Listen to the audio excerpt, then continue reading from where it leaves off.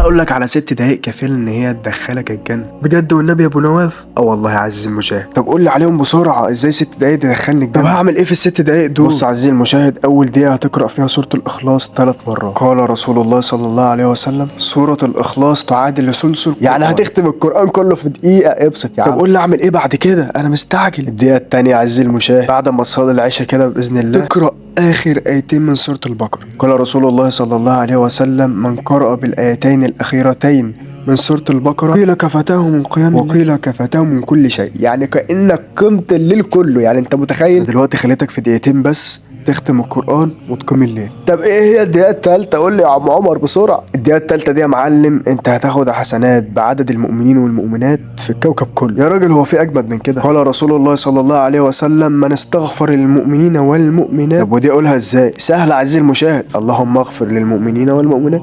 مش محتاجة حاجة يعني.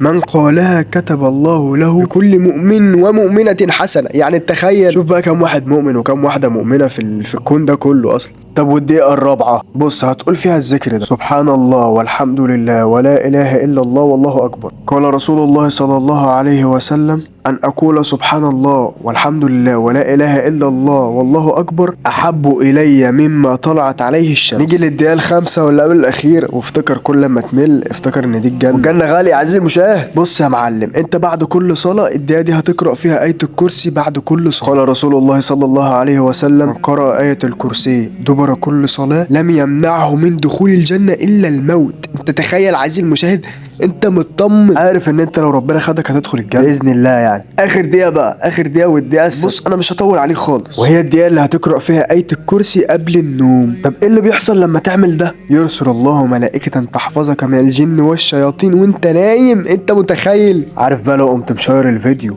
والناس كلها بقت تعمل الكلام ده بسببك، دي هتبقى صدقه جاريه. وانا عامل الفيديو ده عشان كده اصلا. قال رسول الله صلى الله عليه وسلم: اذا مات الانسان ينقطع عمله الا من 3: صدقه جاريه، ولد صالح يدعو له، او علم ينتفع به. وانا معتبر الفيديو ده صدقه جاريه. ممكن اعمل فيديو زي ده كل اسبوع مثلا نوعي الشباب ونفكر بعض بالصبر. انت كمان لو عملت شير الحسنات عماله بتعد. وبس لو وصلت هنا صلي على النبي وسلام.